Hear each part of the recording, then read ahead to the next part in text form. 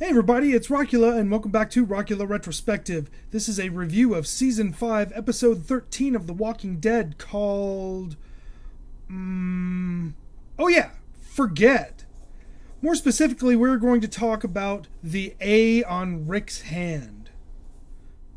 There is renewed interest in the meaning of the letter A because Jesse's son stamps a capital letter A on Rick's hand at the party. Since we have been given heavy doses of symbolism in Season 5, it is only fair to assume that they want the fan community to toss around the various theories they have about the letter A. I'm going to comment on those theories that I've collected from various reviews, both video and blog. Number 1 is the most obvious reference.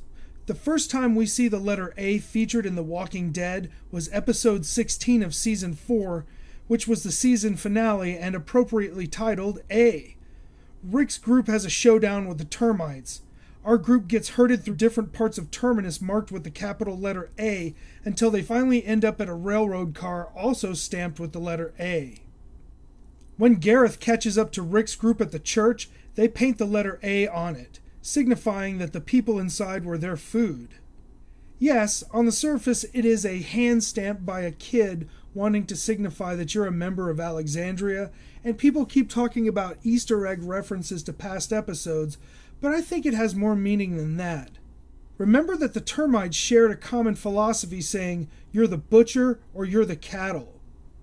Now, we have not heard from everyone in Rick's group, but the consensus seems to be that the people of Alexandria are weak and a possible liability.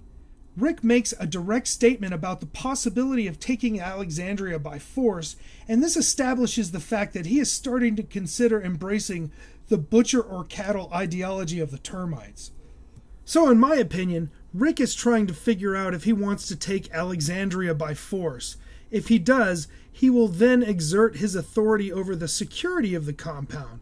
But I want to talk a little bit more about this subject. I do not think that Rick is interested in installing the Ricktatorship or feeding off of these people. I think what he sees is the inevitable danger that is headed for the compound. He will do anything to keep his family safe, which includes taking the compound and dealing with the consequences later.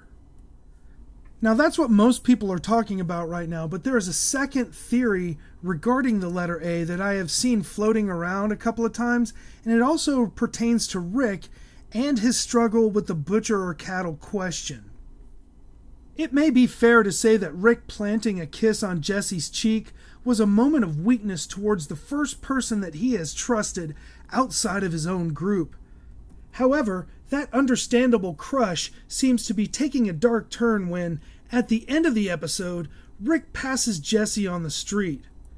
As Rick watches Jesse and her husband walk away, he develops an expression on his face that I would describe as covetous mixed with ill intention.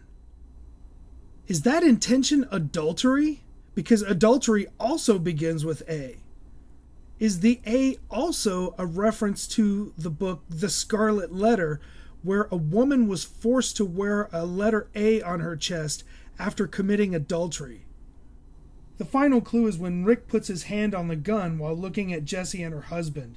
The hand he uses has the A stamped on it.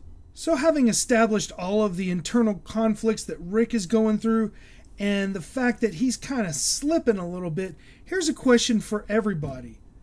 Do you think the producers of a tremendously successful cash cow like The Walking Dead would dare to turn the leader of the good guys into a bad guy? What kind of effect would that have on you as a fan if Rick turned evil? Well, I guess we shall see what happens in the next couple of episodes with Rick, but remember we have a big 90-minute special as a season finale. Please like, subscribe, and all that jazz. But most importantly, I'd like for you to voice your opinion of the ideas expressed in this review. I think I have a review or two left in me before Sunday's episode, so please keep checking back to see what's new. I'm Rockula, and this is Rockula Retrospective.